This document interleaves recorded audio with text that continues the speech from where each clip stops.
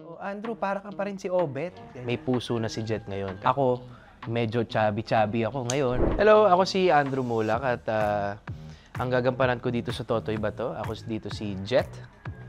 Ayan, ang best friend ni Kiko Estrada na si Totoy Bato.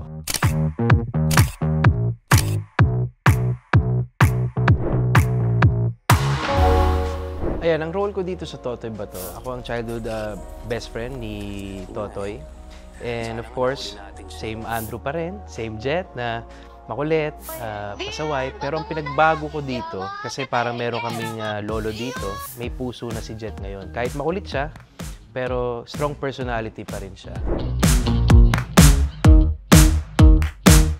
Ang challenges dito, actually halos same lang naman kasi nga makulit, best friend ni Totoy.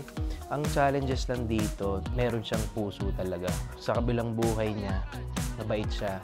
Pero pag sa mga bakbakan, ganyan, sa mga laban, away, yun pa rin ako. Actually, nung unang taping ko, bago pa nga ako, parang sabi sa akin ni Direk, parang, "Cut! Oh, Andrew, para ka pa rin si Obet." Ganyan. So, kasi parang magkasunod siya eh. So, parang ako, na-adjust ko pa na si Obet at saka si Jet. Pero yun nga, ang sinasabi ko kanina, may mas puso talaga. So, yun yung iniiba ko. Pilyo na mabait, so yun ang pinag-aaralan ko ngayon. Ang Lumod kasi more on barrel. Dito, talagang pinagandahan namin lahat. Nagkaroon kami ng mga training sa mga martial arts, lalo na si Jet. Ako, medyo chubby-chubby ako ngayon, pero nag-training ako para kung paano tumambling, ganyan.